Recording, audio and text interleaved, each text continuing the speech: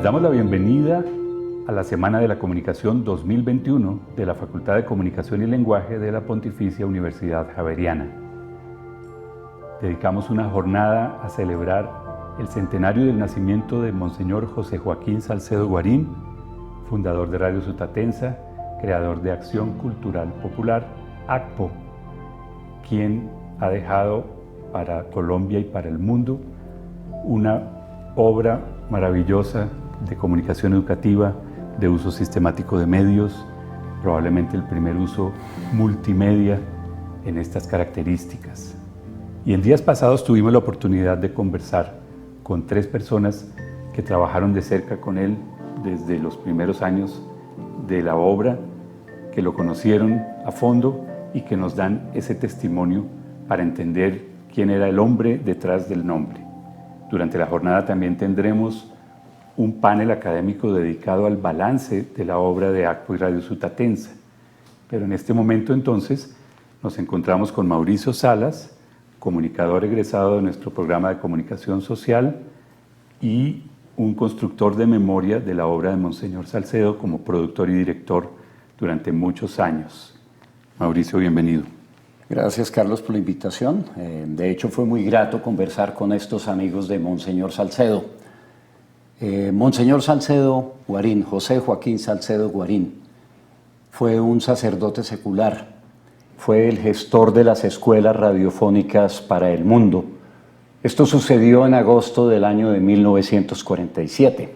Fue además de esto el director durante 40 años de Acción Cultural Popular, cuyo medio más famoso fue Radio Sutatensa. Acción Cultural Popular fue una fundación dedicada a la educación fundamental integral del pueblo campesino colombiano. Era un sistema, era un grupo de medios combinado para llevar el desarrollo a la gente en el campo colombiano. Salcedo Guarín nace el 8 de diciembre de 1921 en la pequeña población de Corrales, en Boyacá, y muere el 2 de diciembre de 1994 en Miami. Sus restos están en la cripta de un monumento a San Isidro Agricultor, obra del maestro Luis Alberto Acuña, en la población de Sutatensa, en Boyacá.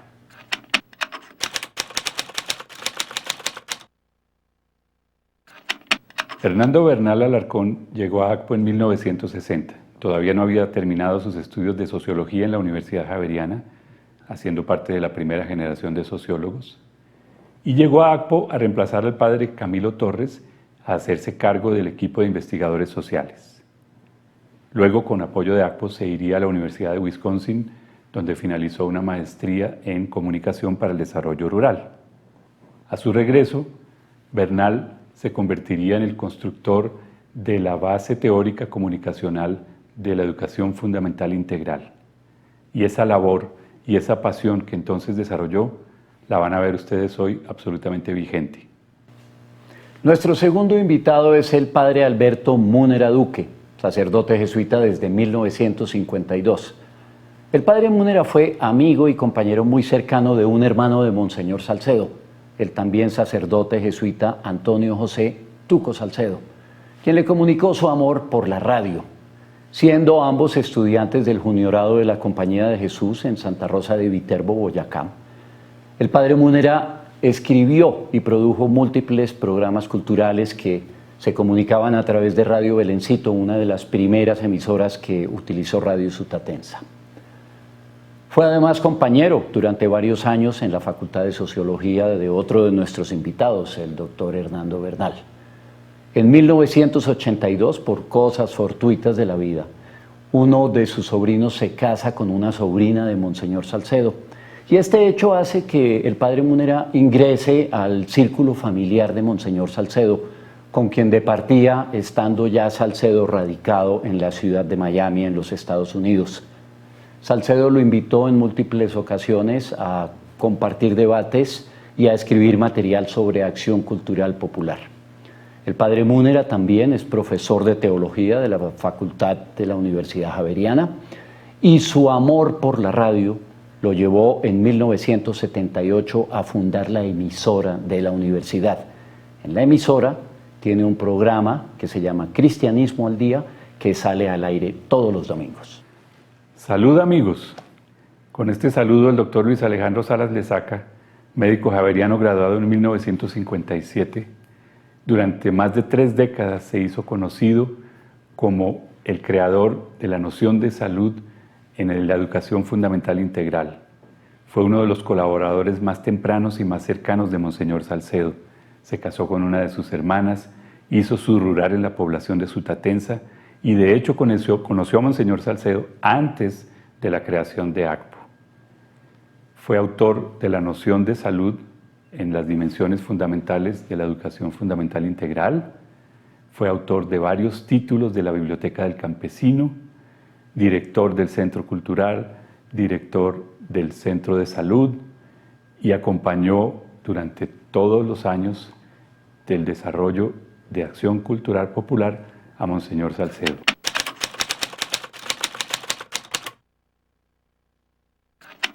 Nuestro siguiente segmento va a presentarnos los rasgos de Monseñor Salcedo, el sacerdote, el hombre, el líder, el promotor de esta obra de comunicación educativa. Y para ello, el doctor Hernando Bernal Alarcón, uno de sus colaboradores más cercanos y más tempranos, nos presenta su testimonio. Yo pienso que Monseñor Salcedo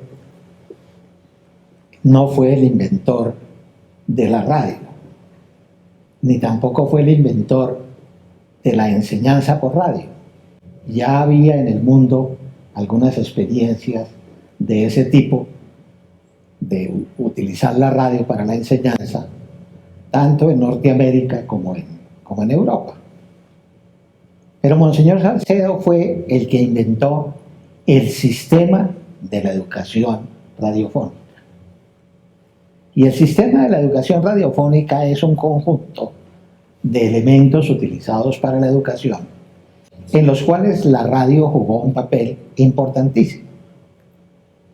Pero desde el primer momento él entendió que la sola radio no era suficiente, que había que complementarla, había que construir un sistema.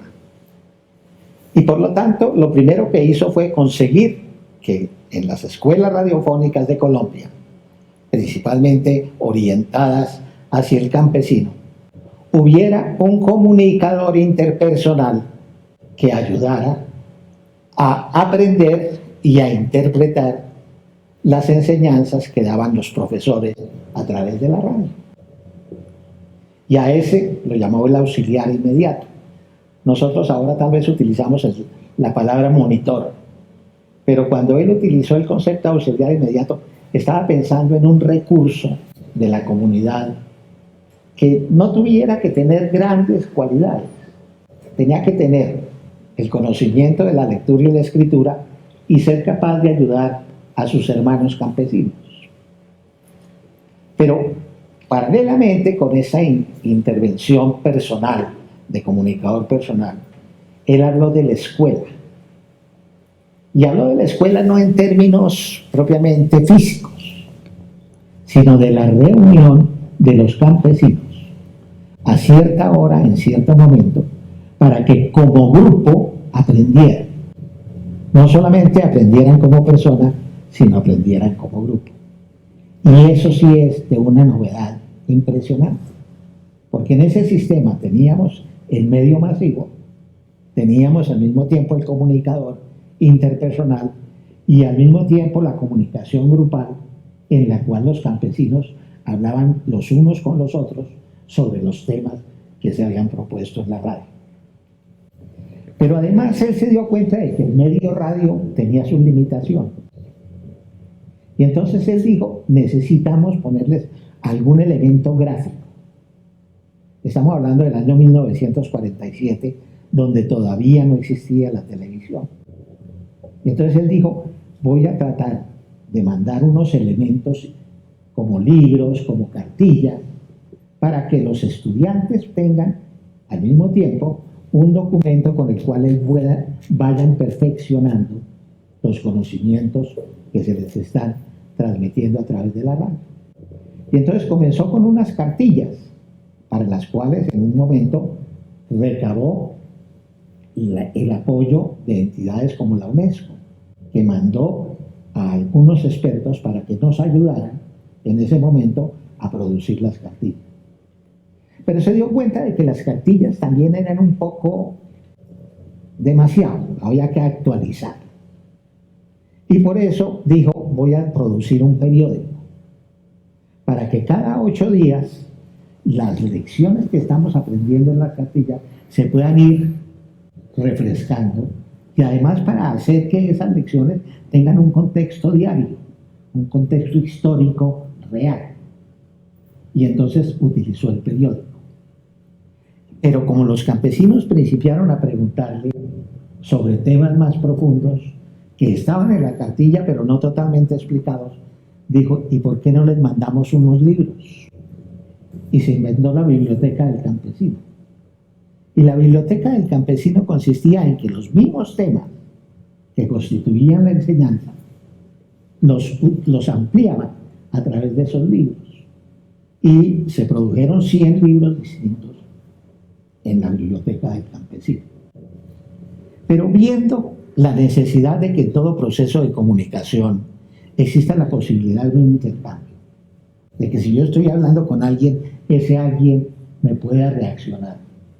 Dijo, la única manera como en esa época se podía reaccionar, donde no teníamos teléfonos, ni teníamos celulares, ni nada de esas cosas, es que los que ya están aprendiendo a escribir nos escriban cartas. Y entonces, a través de la radio, íbamos dando las lecciones y les pedíamos, cuéntenos cómo van aprendiendo, cuéntenos sus dificultades, y diariamente recibíamos cartas, con una condición, y es que a cada carta la respondíamos personalmente, de tal manera que superábamos en cierta forma ese problema que crea la educación masiva, en donde no se conoce la persona con la persona, sino que aquí, dentro de ese concepto sistémico, teníamos la correspondencia para eso. Se dieron cuenta además los que iniciaron esa tarea, después el doctor Salas va a hablar sobre eso, que realmente había que entrenar un poco a aquellas personas que servían como auxiliares. Y entonces, a nivel de cada uno de los municipios o parroquias, se organizaban cursos de extensión a los cuales las personas que trabajábamos en el centro íbamos a dialogar con estos auxiliares inmediatos y muchas veces con los alumnos mismos en esos cursos de extensión. Y todo eso estaba combinado en un sistema. O sea, la palabra radiofónica nos dice algo sobre la radio, pero es un poquito escasa en cuanto a que la palabra sistémica sí completaba todo. Y ese es el perfil que yo quiero señalar de José Joaquín Salcedo, su gran visión sistémica. Visión sistémica que es una herencia que tenemos los comunicadores sociales y los educadores en el momento actual, y que a pesar de que ahora tenemos el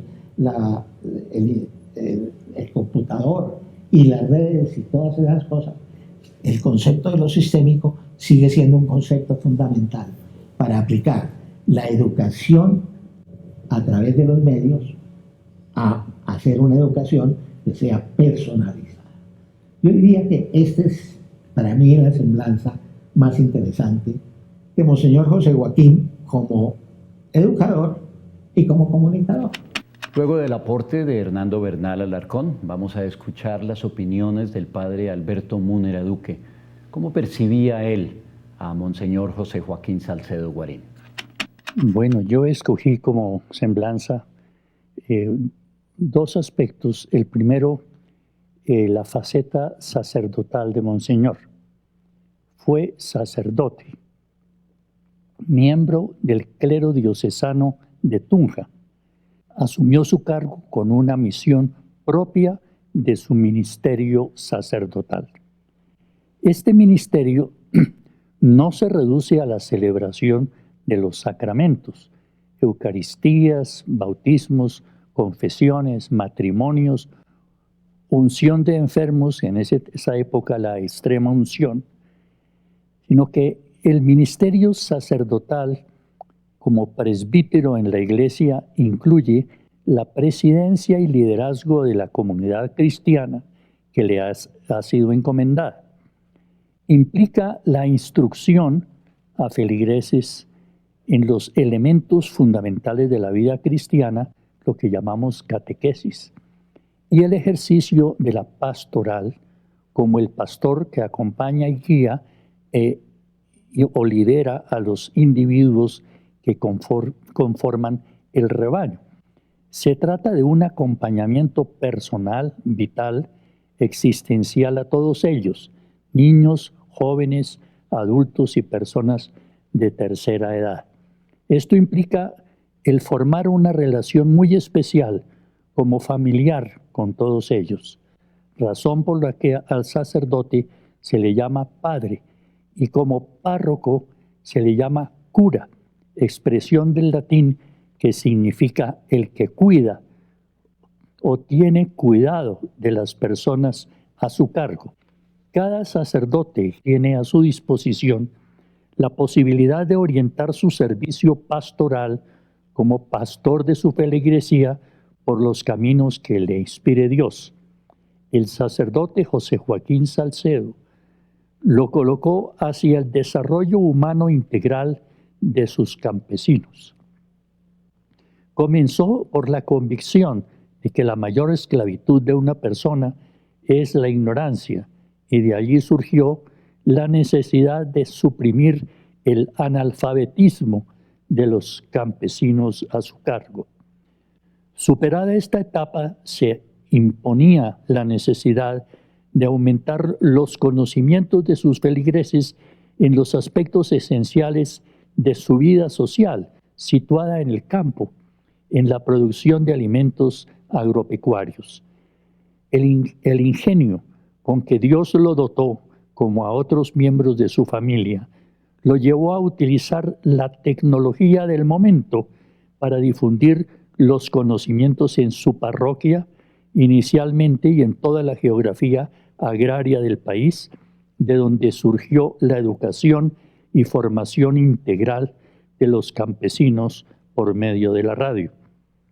Como sacerdote educador decidió crear en su parroquia los institutos femenino y masculino para capacitación de los líderes campesinos que llevarían a cabo la más grande y ambiciosa obra educativa de Colombia.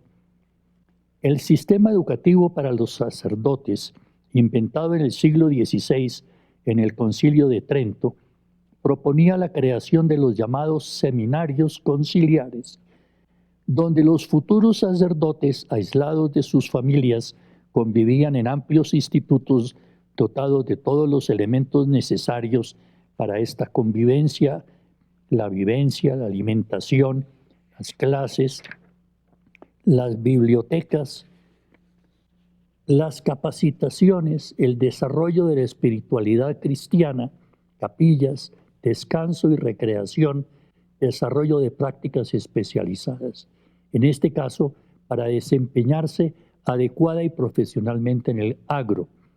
Esta metodología proveniente de los seminarios conciliares la aplicó nuestro educador a distancia por radio para formar y capacitar a sus líderes campesinos de Sutatenza. Toda esta maravillosa ciudadela educativa, cural, sucedió en esta parroquia, producto del carácter sacerdotal de Monseñor Salcedo. ¿Qué relación, segundo aspecto, de esto con el Evangelio? Toda esta extraordinaria labor sacerdotal de Monseñor Salcedo tenía un fundamento esencial. Como cristiano y como sacerdote era seguidor de Jesucristo, nuestro Dios que se hizo humano para realizar su plan eterno de hacernos partícipes de su propia vida, lo que llamamos la divinización del ser humano. En Jesucristo Dios se reveló a sí mismo y su plan sobre la humanidad. Esa revelación de Dios sobre sí mismo y su plan para la humanidad la manifestó Jesucristo en su vida humana. Él compartió esta revelación y el plan de Dios en sus enseñanzas que quedaron registradas por sus seguidores en lo que llamamos el Nuevo Testamento.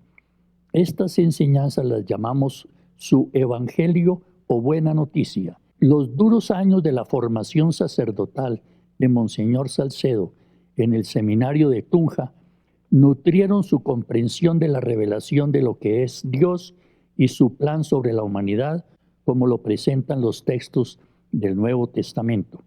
El estudio de los textos de la Sagrada Escritura y de toda la teología, lo mismo que el estudio de los grandes teólogos de la Iglesia a través de 20 siglos, se realiza en los seminarios en un período de 4 años, después de 3 o 4 años de estudio de la filosofía como preparación para un adentrarse a fondo en el pensamiento desarrollado en este largo período de la historia a partir de las enseñanzas del Señor Jesucristo consignadas en los textos del Nuevo Testamento. El Dios que se hace presente en Jesucristo y al que los sacerdotes dedican tanto tiempo de estudio y de oración en sus años de seminario, permitían el desarrollo de admirables personalidades reciamente estructuradas y dotadas de inmensas posibilidades de ulterior desarrollo.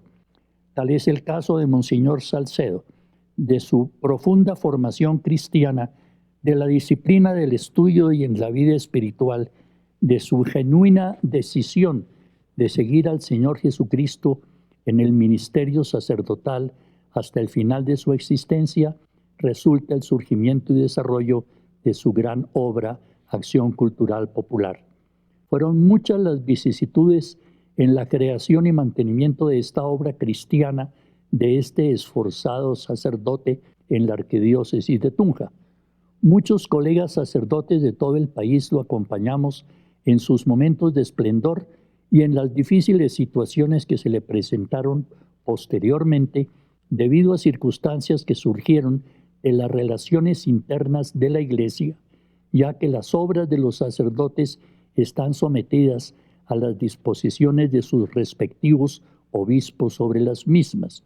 No se trata aquí de realizar un juicio de lo que sucedió en la historia de la obra sacerdotal de Monseñor Salcedo y de la intervención del episcopado que llevó a su terminación en el tiempo.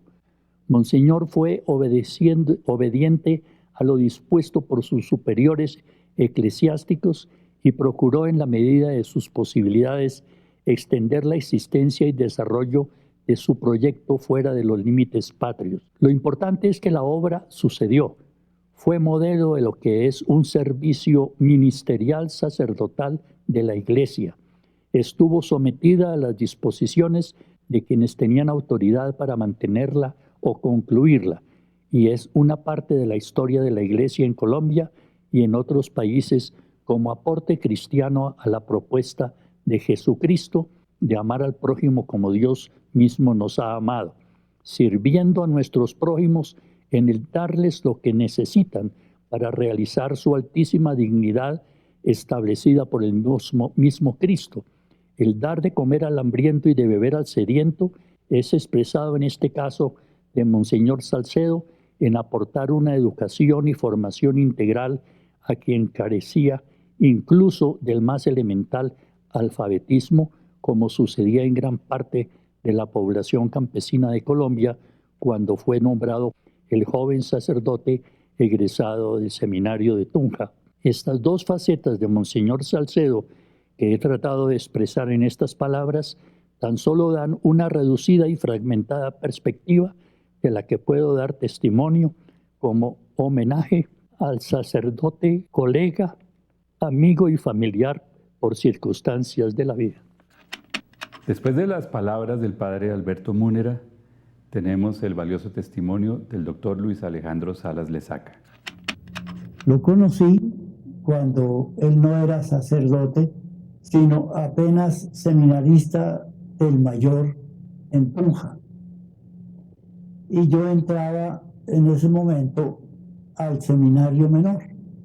Él se convirtió en la persona que intervenía, ayudaba para que yo siguiera adelante en mis estudios en el seminario. No estuve allí sino 3 años, pero fueron suficientes para que él influyera en mí, para invitarme a estudiar, a capacitarme, a comportarme correctamente a tener mi personalidad. Recuerdo también que mucho me ayudaba como amigo el deporte. Me regaló unas raquetas de madera para aprender a jugar el tenis. Él era campeón de tenis en el seminario de Tunja y era una persona muy especial que trataba de cuidarme en cuanto podía él relacionarse con el seminarista del menor, siendo él ya una persona del seminario mayor. Pero ahí comenzó nuestra amistad. Cuando él se enteró de que yo quería entrar al seminario a estudiar y él podía enseñarme las primeras nociones de latín, porque yo quería incorporarme a un segundo año de bachillerato allí, y en el primero tenía que empezar con el latín. Eso nos llevó a una amistad familiar que se mantuvo por mucho tiempo. Ese mucho tiempo fueron 50 años entre él y yo de amistad, pero esa fue compartida a la familia. Yo me retiré del seminario 3 años después, cuando él empezaba su actividad sacerdotal. El 31 de mayo de 1947, él fue nombrado sacerdote, fue consagrado así por Monseñor Crisanto Luque. Posteriormente lo nombró como coadjutor en la parroquia de Sutatensa, y entonces yo me retiraba del seminario. Tuve la oportunidad de acompañarlo en la iniciación de su actividad especial con las escuelas radiofónicas antes de que éstas existieran.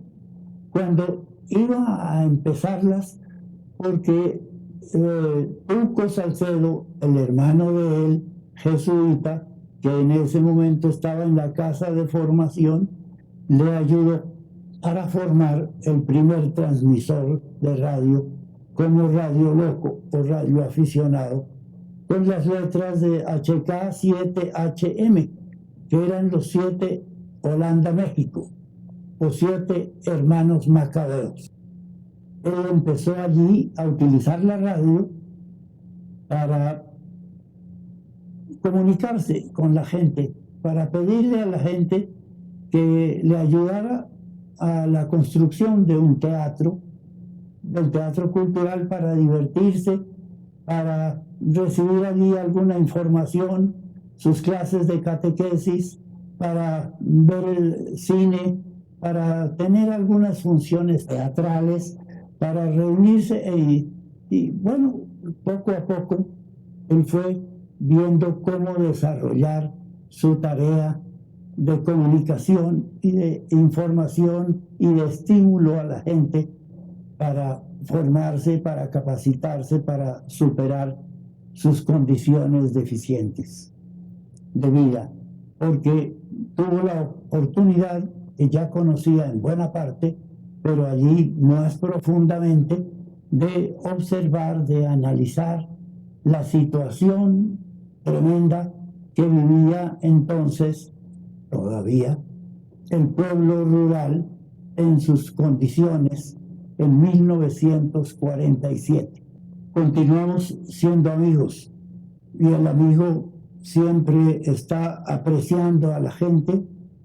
Yo creo que nos apreciábamos mutuamente, nos respetábamos, nos ayudábamos, nos contábamos nuestros propósitos, nuestros intereses, nuestras dificultades, lo que pasa con los amigos. Y él fue siempre leal.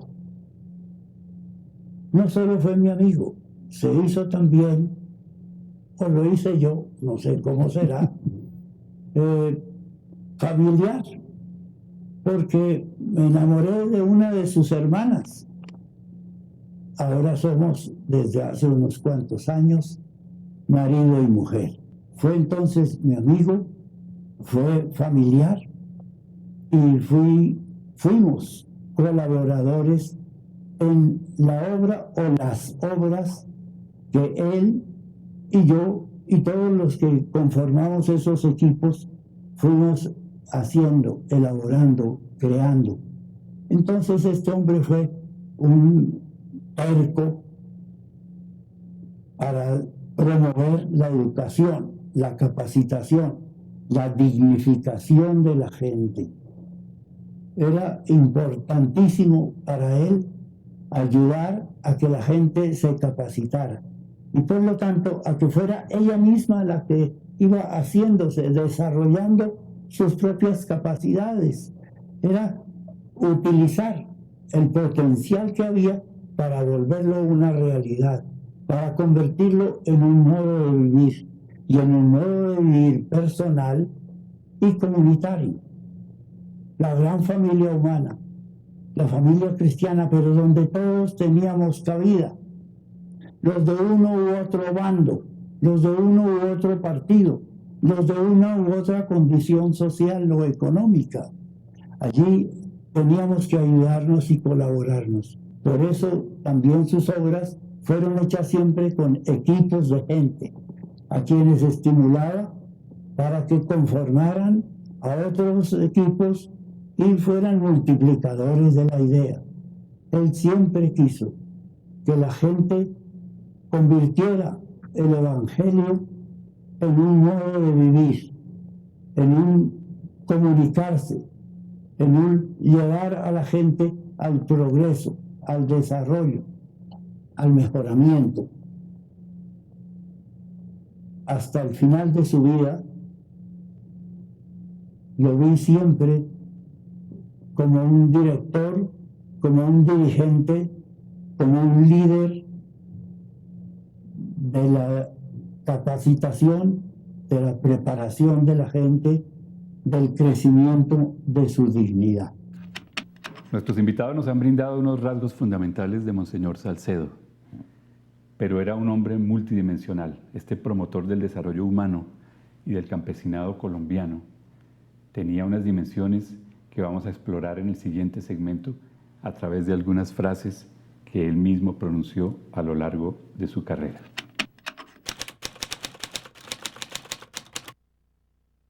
Bueno, seguimos recogiendo información sobre este personaje colombiano, parte de la memoria histórica del país que hay que recuperar, que rescatar. Sus amigos han hablado cosas estupendas de él. Ahorita lo que queremos es ir un poco hacia su ideario, su filosofía, su teoría sobre la vida, sobre el desarrollo humano, sobre la capacitación campesina, sobre la formación de hombres y mujeres.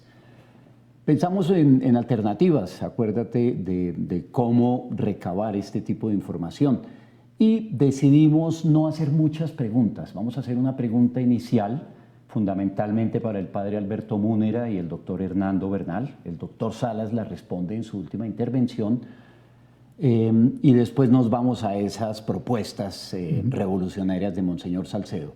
La pregunta fue, ¿en qué consistía ser amigo de Monseñor Salcedo? ¿Cómo era esto de llegar al círculo cercano de Monseñor José Joaquín Salcedo? Yo creo que era una amistad en la cual había un profundo respeto. Y el profundo respeto se manifestaba en que él tenía sus ideas y uno podía tener también sus propias ideas. Lo que a él sí le gustaba era que uno expresara sus ideas, se las planteara, y él ponía las de él, y él siempre trataba de convencerlo a uno. O sea, no es que fuera así como tan sencillo. Pero realmente ese era un aspecto muy importante de la relación personal, el profundo respeto que él sentía por lo que uno pensaba y que uno también aprendía a respetar lo que él pensaba. Porque muchas veces, por ejemplo, el caso mío, yo soy muy filósofo, muy teórico, muy ideológico, y él era un hombre muy aterrizado. Yo me acuerdo mucho que la primera conversación con Monseñor, cuando yo era estudiante, fue sobre la reforma agraria. Y él tenía una tesis sobre la reforma agraria en esa época que decía que el problema no era un problema jurídico, que a lo que había que darle a los campesinos era ayuda para que pudieran producir mejor. y que pues la propiedad propiamente de la tierra, el ser dueño, el tener unos papeles para ser dueño de un pedazo de tierra, no le iba a solucionar el problema. Y yo en esa época estaba muy imbuido por esas ideas de que hay que darle la propiedad. Y me costó un poco de trabajo en esa época, que yo era un simple estudiante, pues tratar de defender mi idea. Y cuando terminé yo dije, hombre, tienes razón. El problema jurídico es un problema muy importante, yo sigo pensándolo. Pero si a los campesinos que les dan un pedazo de tierra no le dan los elementos para que los cultiven y no les dan un mercado para que puedan producir, pues se van a quedar con tierra pero sin nada. Y eso era lo que él decía. Por eso él hablaba de la reforma agraria integral, que no era simplemente adjudicar títulos sobre la tierra, sino crear todo un sistema, de nuevo la palabra sistema, que le pudiera ayudar al campesino a progresar, a salir al otro lado. Eso era ser amigo de Monseñor. Y esas discusiones que tuve sobre la reforma agraria las tuvimos sobre muchas cosas, inclusive sobre temas relacionados con cosas como los sacramentos, en cosas relacionadas con política, lógicamente, porque teníamos puntos de vista diferentes muchas veces en cuanto a nuestras posiciones políticas, en temas tan elementales como el deporte, que en un momento determinado pues uno puede ser hincha de un partido, de un equipo, y él hincha de otro equipo, y uno tratar de defender el de uno. Entonces eso es la amistad. Yo creo que esa es la profundidad de la amistad con Monseñor, era eso, que él realmente respetaba mucho, pero él era muy consciente de sus propias ideas, las sabía explicar perfectamente, y yo creo que se alegraba cuando lo convencía a uno. Y eso yo quiero decirlo con toda franqueza, porque yo aprendí mucho de él en todo sentido. Padre Alberto. Sí, mi manera de entender la amistad con Monseñor tiene otros matices obvios debido al carácter sacerdotal de él y mío, que nos unió pues, y que nos acercó muchísimo al final de la vida de él.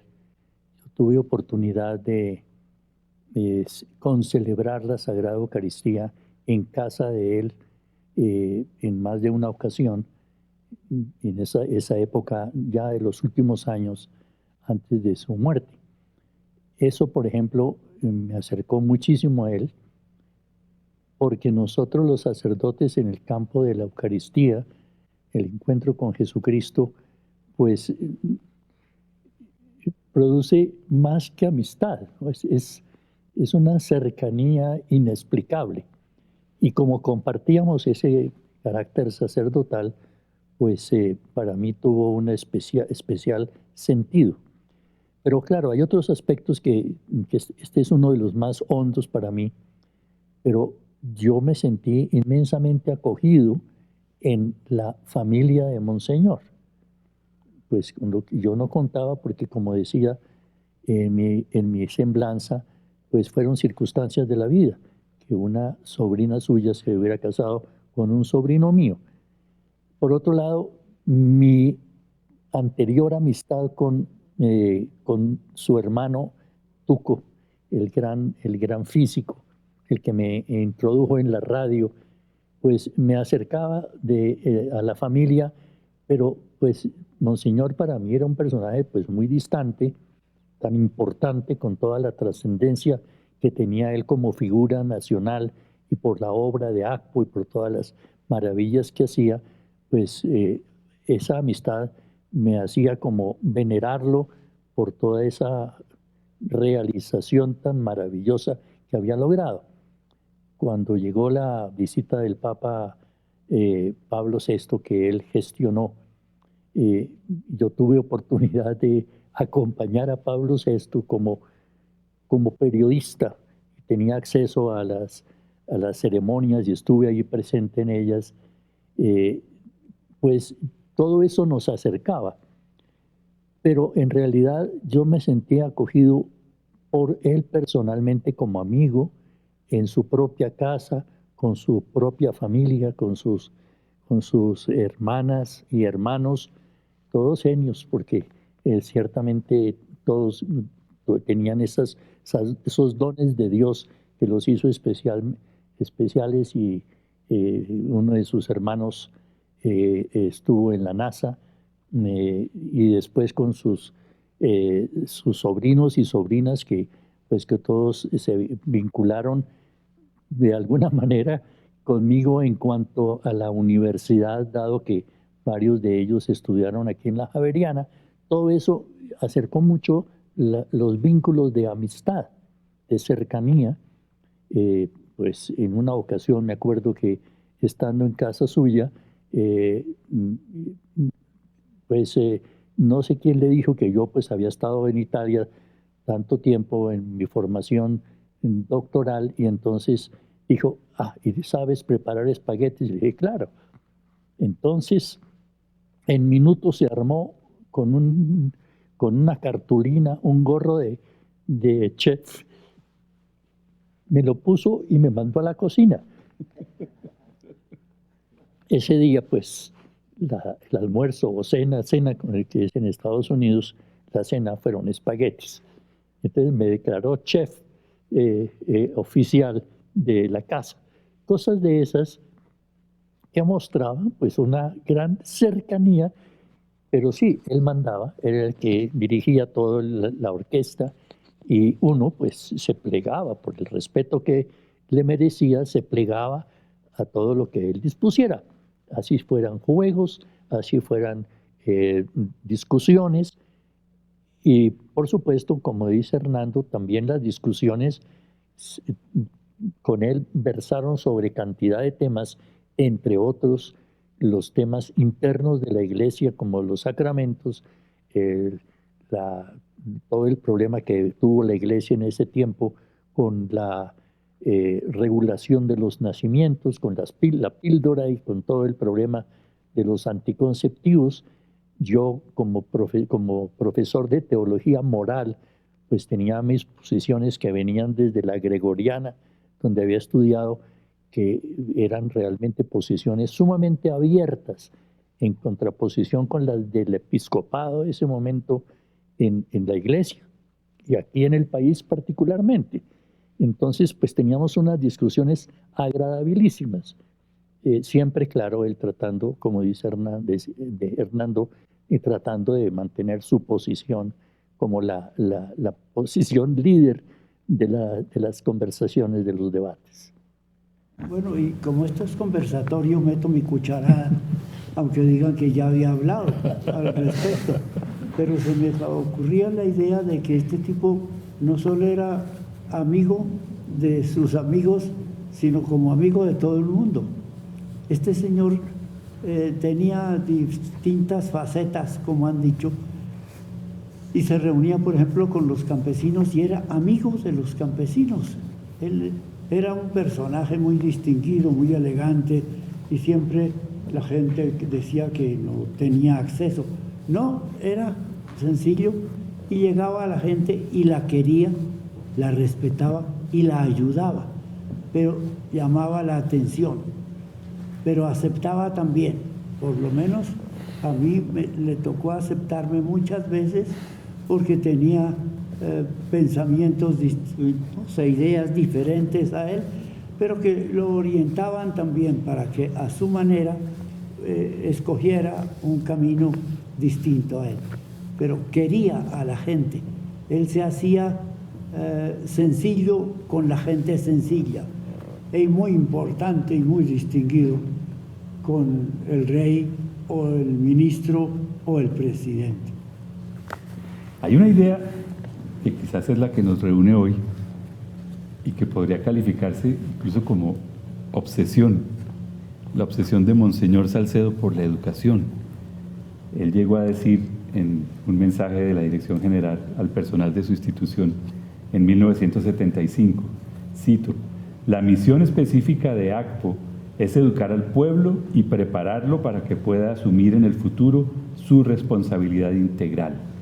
¿Cómo miran ustedes esta visión de la educación que acompañó toda su obra? Yo pienso lo siguiente, yo creo que él fue el real fundador de una visión pedagógica nueva, en la cual la palabra pedagógica no cabe, porque la palabra pedagógica es la enseñanza de los niños. Y lo que él decía es, nosotros vamos a trabajar para el adulto.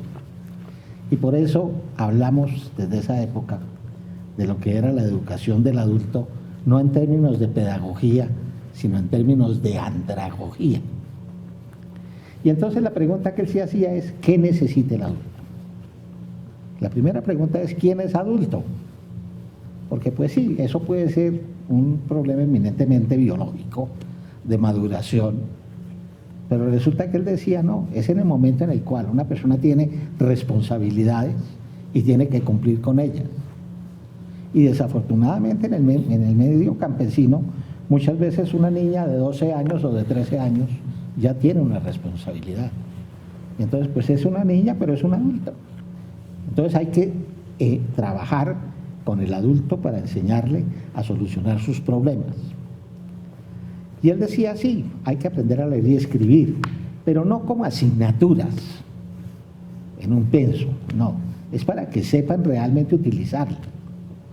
Y por lo tanto él no hablaba tanto de asignaturas, sino de nociones, entendiendo por noción aquello que la persona aprende para modificar su vida. Y en todo él siempre estaba buscando cómo modificamos. Hombre, que el campesino está sembrando de tal manera que va en vertical y entonces cuando llueve se le rueda la tierra. ¿Por qué no le pedimos a un agrónomo que les enseñe, o a un técnico agropecuario que les enseñe que hay que hacerlo es en esta forma, no en la forma vertical, sino en la forma horizontal? Y entonces él ponía atención a eso. Hombre, que es importante que sepan cuáles son los nutrientes que hay en el suelo, pero no para simplemente saber la fórmula del calcio o la fórmula del fosfato, sino para que sepan que si no hay calcio ahí y si no hay fósforo, pues no va a haber alimentación. Pero muy poco le preocupaba a él que se conociera la fórmula química del fosfato o del calcio. Lo que importaba era que él supiera que ahí había nutrición y que con esa nutrición él podía progresar.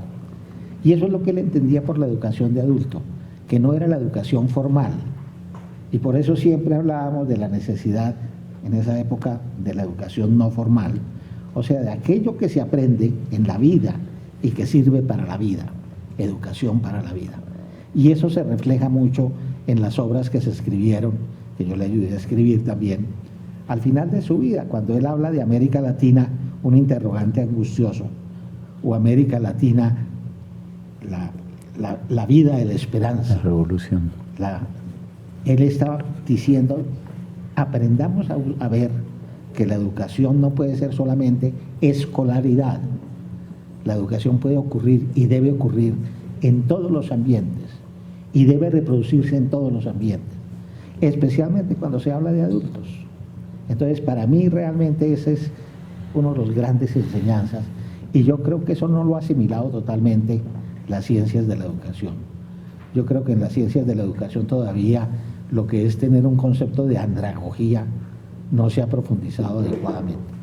Una cosa también que era muy importante en Monsalcedo era el que no estamos solamente instruyendo a la gente, no se trata solamente de ilustrarla con determinados conocimientos, sino de motivar a la gente. No se trata de educar a la gente, sino ayudarle a educarse, a que nazca de él mismo el descubrir, el encontrar, el poder desarrollar lo que es la vida, lo que es capaz de hacer, no solamente de aprender una materia y sacar una buena nota, porque eso no existía realmente en ACUA, aunque se hacían comprobaciones, sí, porque valían en ese entonces como evaluaciones, como comprobaciones. La gente tenía que darse cuenta de que estaba mejorando, pero que podía mejorar más y hacerlo también. A mí la frase que mencionabas al principio me hace pensar que qué tristeza que Monseñor no hubiera tenido oportunidad de compartir la visión actual del Papa Francisco,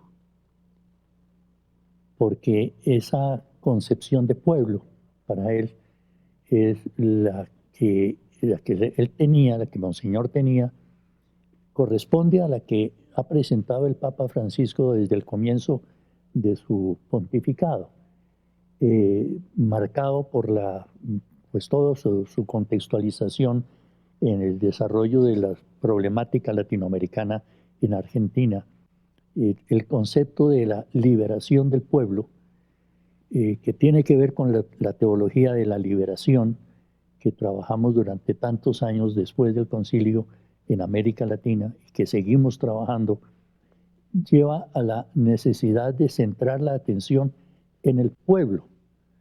El Concilio Vaticano II nos ofreció un documento maravilloso sobre la Iglesia. La Iglesia es llamada por el Concilio Vaticano II el pueblo de Dios. Es una concepción de la comunidad que rompe totalmente los límites y las fronteras para hacer un conjunto de personas unidas con unos intereses comunes o con una cultura común o con una estructura, digamos, geopolítica común. Todo es lo que se llama pueblo, que tiene tantas acepciones, pero en la Iglesia esa idea del Papa Francisco es que, siguiendo el concilio, que la Iglesia es el pueblo de Dios al que están llamados todos los seres humanos, incluye a todos, no excluye a nadie por ninguna circunstancia ni por ninguna característica personal, y todo el pueblo va orientado al plan de Dios como está diseñado desde la revelación en Cristo. El sentido de pueblo que tenía Monseñor, creo yo, que es tremendamente afín a esta realidad, porque nosotros en la experiencia nuestra latinoamericana hemos visto que el pueblo básicamente está en el sector que llamamos popular, precisamente de pueblo, que corresponde en gran medida en el caso, digamos, de configuración sociopolítica, a las personas de bajos recursos o de bajas posibilidades para desarrollarse, y eso es lo que se llama pueblo. Entonces, usted pertenece al pueblo, pues es una maravilla, es pertenecer a esa perspectiva que en la teología católica está orientada a mirar pueblo en todo el mundo, y no importa la ubicación, el estrato, digamos, de ubicación económica o política o social, sino vale la persona por ser parte del pueblo. Esa figura yo creo que él la tuvo. Monseñor Salcedo no tuvo oportunidad de desarrollarla como lo hace el Papa Francisco, pero ciertamente está en el núcleo de su pensamiento educativo, educar al pueblo, para que el pueblo sea él el que se desarrolle. Aquí rompe la Iglesia Católica en el concilio la idea de que son los sacerdotes, o son los obispos, o son los dirigentes los que deben guiar al pueblo. No, señor, es el pueblo quien él mismo es capaz de guiarse una vez que tiene los elementos de su propio desarrollo. La gestión para el desarrollo no es la gestión de unos de arriba para unos de abajo, sino del núcleo fundamental que es el pueblo, que son las personas que forman el pueblo, en este caso de Monseñor el campesinado del país, que es el que nos nutre. Ese pueblo es el que debería guiar sus propios caminos de desarrollo. Claro, sí, el pueblo somos todos. Exacto. No son los pobrecitos, son los riquicitos también. Por supuesto. Y son los profesionalcitos y todos, y los dirigenticos, pero en realidad pueblo. Pero no con la idea de que son ellos los que acabamos de mencionar, los encargados de desarrollar al pueblo, sino que el pueblo es todos tenemos opción como pueblo, sin importar el lugar donde estemos, para el autodesarrollo y autogestión de su propio desarrollo. Y necesitamos también de educación fundamental, integral, todos. Sin duda. Es decir, por eso es interesante ese propósito de ACU, es la educación fundamental integral del pueblo, es decir, de todos nosotros. Todos estamos en capacidad de crecer, de ser más, de mantener lo que somos. Y por eso la obra se llamó Acción Cultural Popular. Claro. Y fíjense y verá que la palabra cultura ahí tiene que ver con la parte educativa, pero fundamentalmente con formación mental en valores, en actitudes y en comportamientos. Entonces eso es básico, porque eso no forma parte real de una pedagogía actual o de una pedagogía práctica. Lo que él quería era que la educación fuera realmente la portadora y la creadora de una nueva manera de pensar, de una nueva manera de actuar y de una nueva manera de valorar las cosas, comenzando por valorarse a sí mismo, que ese, diríamos, ese concepto es fundamental en Acción Cultural Popular, sí. O sea, el concepto de la dignidad humana. Sí, y de la frente en alto, es decir, de mirar a los ojos a la gente, de no sentirse menos, sino de autovalorarse. Curiosamente, con lo que mencionaba el padre Alberto y lo que mencionan ahorita, estaba leyendo una de las frases que tenemos acá, nos íbamos por ese lado. En un fragmento de una de las intervenciones de Salcedo en 1972 dice él: Acción Cultural Popular centra toda su educación en crear en sus alumnos el fortalecimiento de su orgullo, de su personalidad, de su dignidad, de su trascendencia, pero no debe ni quiere intervenir en lo que corresponde solo a su dignidad de persona. Esto con respecto a los valores, por ejemplo. Y otro tema también que de pronto vale la pena que hablemos un poquito, que tiene que ver con una anotación que se hace en el documento de trabajo número 25 de 1974, un documento llamado Diálogo con los líderes, en donde se dice que el dirigente campesino, el líder local, el líder regional, el coordinador o promotor es el elemento de acto más importante dentro de la institución y la razón para considerar a los institutos campesinos que los forman como uno de los elementos de acción más poderosos, cuya misión es empujar a los alumnos hacia adelante, llevarlos hacia el progreso, comunicarlos entre sí e introducirlos a la vida en sociedad. Qué difícil hablar de esta obra compartimentalizando, ¿no? Separando y tratando de mencionar solo un elemento cuando todo está... Sí, todo está integrado, es integral, es íntegro, es global, sí, es completo. Eso es lo que estamos tratando de lograr, cosa que es una aspiración pues imposible de lograr, pero tiene que ser una aspiración, tiene que ser un propósito, un deseo de la gente de superarse y de mejorarse. ¿Hasta dónde? Pues no tiene límite. ¿Un líder que promovía el liderazgo entonces? Sí, claro. Para que los otros también fueran líderes. Era un reconocedor del liderazgo existente en cada ser humano, en cada persona. Porque hablo de ser humano, él hablaba del hombre y decía el subdesarrollo está en la mente del hombre, es decir, en la mente de la persona, del pueblo, de la gente. Ahí es donde tenemos que lograr que se desarrolle, que se desenvuelva, que crezca. Y él tenía como orientación de su gestión un juego de palabras. Él decía, hay que hacer. O sea, la función mía, decía él, no es ponerme yo a hacer la clase de escuela radiofónica. Para eso tengo personas como Luis Alejandro, médico, que sabe hacerlo. Pero yo tengo que hacer que eso se haga y que él lo haga. Y así lo hacía en todo sentido. O sea, el hacer era casi que lo decía todos los días. Él decía, tenemos que fulano de tal, tenemos que tal grupo, tenemos que el periódico, pero que lo haga. Nuestra función, o la función de él como director, era hacer. Eso era maravilloso. Y él, por ejemplo, nunca hablaba por radio. Nunca hablaba por radio. Él hubiera podido, imagínense, con una calidad de las emisoras que teníamos cubrimiento total en el país, con la cadena de emisoras. Él hubiera podido hablar todos los días. Nunca habló.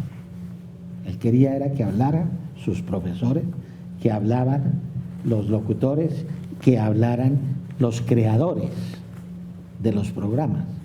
Y creó un comité, por ejemplo, hablando un poco de la emisora, creó un comité de artistas del manejo de la radio, que ese comité a la hora de la verdad produjo un libro orientador de toda la programación radial, que nosotros lo llamábamos el libro rojo. Y ese libro a la hora de la verdad decía cómo debían ser los programas, pero él nunca se puso a hacer un programa. Él decía, hay que facilitar para que aquel artista, aquel locutor, aquel músico, porque por ejemplo los tolimenses, él tuvo un trabajo inmenso con los tolimenses y les daba la posibilidad de que utilizaran Radio Sutatensa para la producción de su música. Y produjo música, Acción Cultural Popular, produjo música por músicos reconocidos. Si hablamos de Emeterio y Felipe, los tolimenses. Claro, pero nunca él se puso propiamente a hacer las cosas, sino que él decía hacer.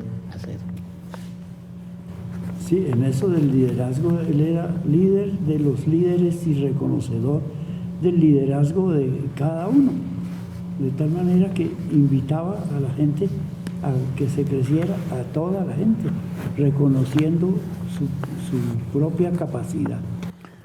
Ahora, hablando de liderazgo un poco y de medios de comunicación precisamente, en otro mensaje de la Dirección General al personal de ACPO en 1970, dice, para ACPO, los medios de comunicación, estamos en la Semana de la Comunicación en este momento en la universidad, constituye el elemento más importante al servicio de la humanidad en las tareas de educación popular, motivando al hombre hacia la urgencia de un verdadero desarrollo que debe comenzar por él mismo y traducirse en obras de beneficio para la comunidad. ¿Cómo recibió esto? ¿Cómo recibían esto los empresarios de medios de comunicación social? ¿Cuál era su actitud frente a la propuesta de Salcedo de darle este carácter andragógico a su sistema? Pues hubo algunos que lo comprendieron, pero una gran mayoría que no lo comprendió. Y voy a explicar por qué. El mayor problema que tienen los medios es una palabra, audiencia. Si yo tengo audiencia, tengo recursos, tengo ingresos. Si no tengo audiencia, no tengo ingresos. Con un poder como el que llegó a tener Radio Sutatensa, ellos sentían un temor profundo de que se les fuera a quitar la audiencia. O sea, de que hubiera muchos que escucharan radio, pero que no escucharan a las cadenas tradicionales y a las cadenas comerciales. Y desde ese punto de vista, pues hubo un enfrentamiento que inclusive tuvimos que llevarlo a discusiones muy profundas en la ANDI, en la Asociación Nacional de Industriales, para decirles, mire, es que nosotros no estamos detrás de buscar una audiencia para vender mejoral o para vender cerveza.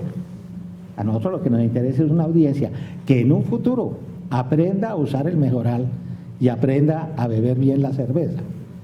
Pero nuestro objetivo no era un objetivo comercial, nuestro objetivo era un objetivo comunicativo. Y uno de los problemas que tuvimos también desde ese punto de vista fue que cuando ya teníamos, lógicamente, un sistema de 5 emisoras muy poderosas en todo el país, y podíamos llegar a todos los lugares, no solamente de todo el país, sino con las emisoras de onda corta, llegábamos a todo el mundo. En los consulados de los países asiáticos escuchaban a Radio Sutatensa para saber cómo estaba el valor del dólar y cómo estaban las exportaciones, porque teníamos noticieros especializados para eso. Pero había realmente una reacción en contra de eso. y no fuimos capaces de sortearlo. Y cuando las fuentes de ayuda que nos daban los recursos para el funcionamiento de las emisoras, que eran básicamente los católicos de otros lugares del mundo, principalmente de Europa, y nos tocó entrar a competir comercialmente, pues yo creo que ahí, en última instancia, fue muy complicado. Y realmente eso fue uno de los factores que en última instancia motivaron que Acto como tal tuviera que desaparecer en cierta forma. Y eso fue complicado. Mire, les digo una cosa, cuando teníamos el problema de la radio y cuando ya teníamos todo ese poder y encontramos todo ese cerco en contra de lo que fue Acción Cultural Popular y Radio Sutatensa, Monseñor dijo, nosotros tenemos que seguir cumpliendo con el objetivo de enseñar. Sabemos utilizar el medio hablado, o sea, la parte vocal, pero no necesariamente tiene que ser por las ondas hercianas, lo podemos hacer a través de discos. Y entonces con la prensadora de discos que se construyó, principiamos a producir el disco estudio, para que el disco estudio, que por cierto iba con su tocadiscos y toda esa serie de cosas, pudiera llegar a todos los lugares, porque él previó y él se dio cuenta de que el tema de la radio estaba llegando a una situación en la cual por factores de competencia no íbamos a poder continuar con el trabajo. Y él era consciente, él era un hombre muy práctico, él no le tenía miedo a tomar decisiones. Y cuando ya la situación se volvió crítica y nos cerraron todas las fuentes de ayuda y entramos en un proceso en el cual teníamos 1.400 personas empleadas en los diferentes sectores y teníamos que principiar a liberar gente, una de las cosas que tuvimos que hacer fue vender las emisoras. Y se vendieron las emisoras, porque había que hacerlo. Eso no quiere decir que Acción Cultural Popular no pudiera seguir funcionando. Habíamos producido el disco estudio. Inclusive estábamos principiando a incursionar en el campo de la televisión también, pero no la televisión comercial, sino la televisión producida por los mismos campesinos. Y teníamos unos estudios en Sutatensa, con los cuales principió precisamente el padre Tuco Salcedo, gran amigo de Alberto y mío, principió a producir programas campesinos por televisión, pero no para hacerle competencia a la televisión comercial, sino para utilizar el medio con un propósito educativo. La lección que se aprende de eso es que cuando se quiere utilizar un medio como estos masivos para un propósito educativo, se requieren fuentes de ingreso que no estén al vaivén de la competencia comercial. O sea, desafortunadamente eso es una realidad. Mientras nosotros tuvimos el soporte y el apoyo de la Iglesia católica jerárquica alemana y de Europa, pudimos mantenerlo, pero cuando ya no lo tuvimos, entrábamos en un asunto de competencia. Y yo me pregunto una cosa, nuestra emisora llegaba, por ejemplo, a Leticia. Nosotros ponernos a hacer comercialización de Bavaria en Leticia me parece muy complicado. No le íbamos a quitar la audiencia a Bavaria en Leticia, pero a nosotros nos costaba el poder mantener la emisora funcionando. El costo de la energía era violento. Entonces, cuando él principió a mirar como empresario todos esos elementos, dijo, no, pues nos va a tocar prescindir de la emisora. Y resolvió tomar esa decisión. Y con esas decisiones y con toda la situación financiera que tuvimos, pues principiamos a poderles pagar a esas personas que trabajaban con nosotros para que tuvieran todas sus prestaciones. Para mí, porque yo en ese momento fui director temporal de Acción Cultural, el hecho de que tuviéramos que licenciar a tanta gente fue terrible. Pero una de las cosas que me queda como conciencia es, de más o menos 1.200 personas que finalmente tuvimos que licenciar, solamente 7, con 7 personas, tuvimos problema ante los tribunales laborales. O sea, se les pagó a todos sus estos. Y la obra como tal, a través de los medios, se redujo a un grupito pequeñito que siguió y ha seguido y ahora está haciendo un trabajo de alfabetización digital pequeñito, pero siguió.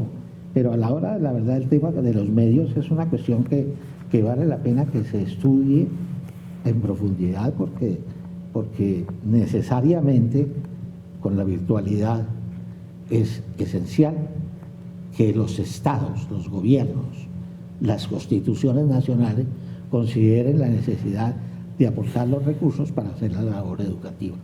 Perdónenme que me extendí demasiado, pero era un tema muy complejo. Es que apuntaste ahí un tema muy importante, precisamente, y es el que se está viviendo en este momento lo propone el Papa Francisco, la incidencia de la estructura neoliberal, capitalista, salvaje, que maneja nuestras economías, hace prácticamente imposible pensar en una opción educativa no financiada por los capitales comerciales, los capitales productivos. Y eso es algo que nos destruye cualquier propósito en términos de desarrollo de las posibilidades de formación educativa de las masas populares, si no es financiados por los grandes capitales que se manejan en los medios de comunicación. Es decir, la educación, que ha salido recientemente, la educación se ha convertido entonces en una especie de comercio de los conocimientos, que no es educación, pero se ha convertido en comercio por parte de las instituciones de la transferencia de conocimientos, la capacitación de profesionales en diversos campos de este mundo, pero la parte educativa como tal, de la formación de la persona, la formación integral que tanto propicia Acción Cultural Popular en su esquema inicial, ese pues desaparece prácticamente, porque lo único que pueden adquirir las personas en este momento, el pueblo, es información que recibe por medios institucionales, que es lo que llamamos hoy en día educación, que es básicamente comercial, porque hay que pagar para tenerla, y si se educa a esa persona que recibe esa educación, es para producir para beneficio del conjunto total de la producción de capitales. Eso es lo que está en debate en este momento en la educación nacional, entre nosotros y en el mundo internacional. Bueno, hay otro temita que podemos tocar rápidamente, yo creo, y es sobre precisamente las nuevas tecnologías. Salcedo fue un amante de las nuevas tecnologías y del uso de las nuevas tecnologías en educación. Y dice en un documento: la escuela radiofónica llevó al maestro hasta el hogar y hasta la parcela de los campesinos colombianos, superando las dificultades geográficas de ese entonces y convirtiendo sus hogares en centros culturales, lugares del saber, del cambio, de la transformación rural, del mejoramiento del individuo, de la familia y de la comunidad. Ahorita, en época de pandemia, todavía no sabemos qué hacer con el Internet. Todavía no sabemos cómo manejar la propuesta educativa usando esos medios que Salcedo hubiera posiblemente reinventado de alguna forma con sus propuestas, ¿no? ¿Qué opinan ustedes de eso? Sí, sin duda. Es decir, hubiera realizado muchas cosas, hubiera conformado unos equipos de gente para que fuera la que hacía hacer, como nos formó a nosotros en distintos equipos, los equipos de educadores, los equipos de periodistas, los equipos de fotografía, de producción de cosas editoriales, etcétera, porque allá había maneras de desarrollar las ideas y de participarlas a los demás. Entonces tendría que haber sido un capitán, no digo, sino un director de esa acción cultural popular a través de esos medios modernos, nuevos. Pensemos simplemente que moderno y nuevo era la radio para los campesinos en 1947. Y allí fue creador del líder que él lo llamó auxiliar inmediato. Era alguien del pueblo, de la comunidad, que intervenía para ayudar a su pueblo, es decir, a sus compañeros, a entender cosas que él podía producir, que podía gestionar, que podía hacer. Me imagino que ustedes comparten con nosotros el sentimiento de valoración de este privilegio, haber contado el día de hoy con el doctor Salas, con el doctor Bernal, con el padre Múnera. Es realmente una oportunidad única de tener juntas a 3 personas que lo conocieron de cerca, que trabajaron con él y que hoy nos permiten, a través de sus recuerdos, de sus experiencias, de sus percepciones, dimensionar la figura histórica de Monseñor José Joaquín Salcedo. Y nos ha acompañado hoy también un egresado de nuestra carrera de comunicación social que ha hecho un esfuerzo permanente de construcción y mantenimiento de esta memoria. Carlos, muchas gracias por la invitación.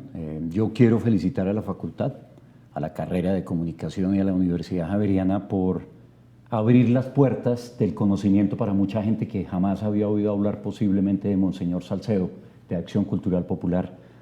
Esta organización que muchísimo le dio al país y le está dando al país aún para la recuperación, la formación y la dignificación del pueblo rural. Creo que es muy importante que la universidad, que la academia vuelva a estas historias, recupere la memoria y la proyecte hacia el futuro. Para mí fue un placer hablar con estos amigos míos también y honrar el nombre de Monseñor Salcedo, honrar el nombre y la labor de Acción Cultural Popular, que fue muchísima gente, no fue solamente Monseñor Salcedo, fue el doctor Bernal, el doctor Salas, el padre Múnera e infinidad de campesinos colombianos y de científicos sociales colombianos que contribuyeron a que esta obra hiciera de la Colombia rural del siglo pasado un sitio mejor para vivir. Muchísimas gracias por la invitación y por esta charla.